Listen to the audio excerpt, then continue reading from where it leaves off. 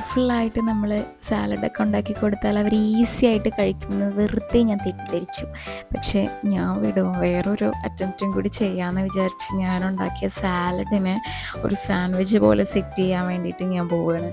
അങ്ങനെ ഞാൻ സാൻഡ്വിച്ചൊക്കെ സെറ്റ് ചെയ്തിട്ട് അതവനെ കൊണ്ട് കഴിപ്പിക്കാൻ വേണ്ടി നോക്കുകയാണ്.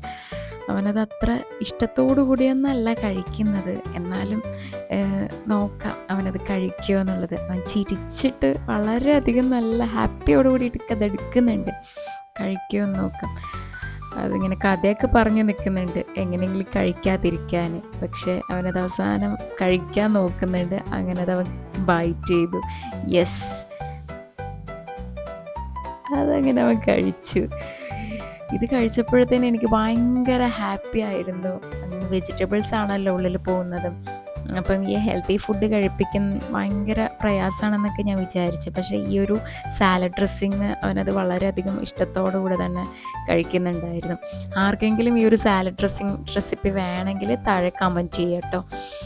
അപ്പം കുട്ടികളെ കൊണ്ട് നമുക്ക് ഈസി ആയിട്ട് തന്നെ ഈ വെജിറ്റബിൾസൊക്കെ കഴിപ്പിക്കാം എന്നതാണ്. ഞാനിതിൽ ആഡ് ചെയ്തിട്ടുള്ള മൈക്രോ ഗ്രീൻസ് ബ്രോക്കലി മൈക്രോ ഗ്രീൻസാണ്. ഒരുപാട് ഹെൽത്ത് ബെനിഫിറ്റ്സ് ഉള്ളതാണ്. ആർക്കെങ്കിലും മൈക്രോ ഗ്രീൻസ് വേണമെങ്കിൽ ഈ കാണുന്ന നമ്പറിൽ വാട്സപ്പ് ചെയ്യാം. താങ്ക്